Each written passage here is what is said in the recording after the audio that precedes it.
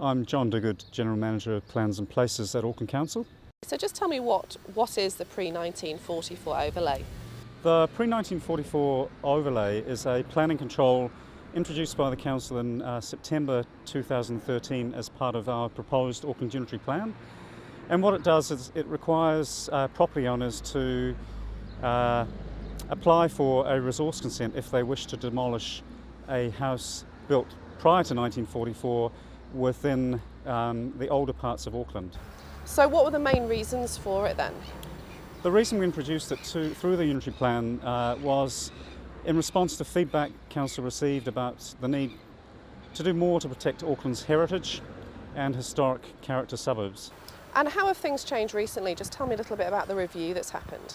Yeah, so since the control was introduced as part of the Unitary Plan, we had submissions from the public on the overlay and many other parts of the Unitary Plan. Those submissions are going through a hearings process with a panel that's been established, and as part of that process the Council has looked at submitters who've asked for it to be removed completely and others who've asked for it to be expanded to other parts of Auckland, and we've really tried to find the right balance.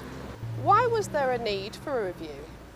Well, Council's required to respond to the submissions we had on the Unitary Plan, and we had quite a strong challenge from submitters saying, look, you've applied this control to parts of Auckland that really don't have any heritage at all.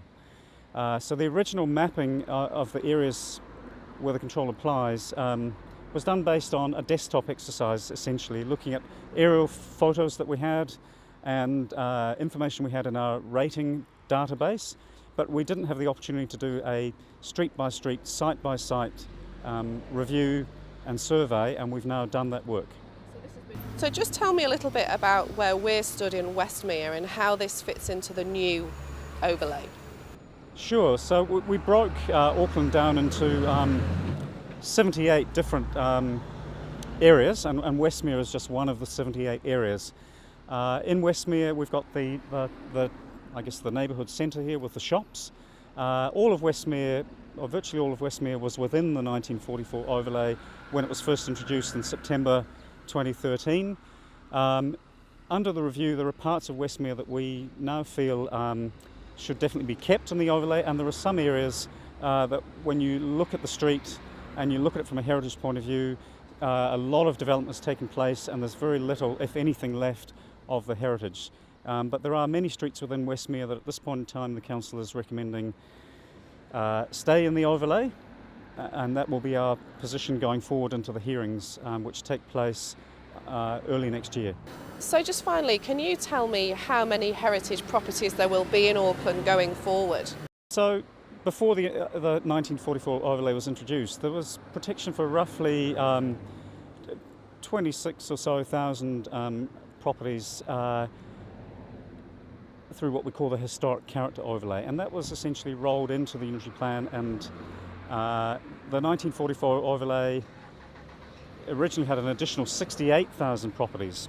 So in the past we had roughly 26,000. We added another 68,000. With the survey work that we've done, going street by street through the 1944 overlay, we feel that there's probably about 9,500 properties that should remain in the 1944 overlay. So the net result would be the 26 or so thousand will continue to have protection, with some minor changes there through that historic character overlay. But for the 1944 overlay, there's potentially an additional 9,500 properties that could be given that protection going forward. So overall it's definitely a net increase for heritage protection, even though the overlay itself is reducing. Compared to what protection there has been in the past before the Unitary Plan, it's quite a significant increase.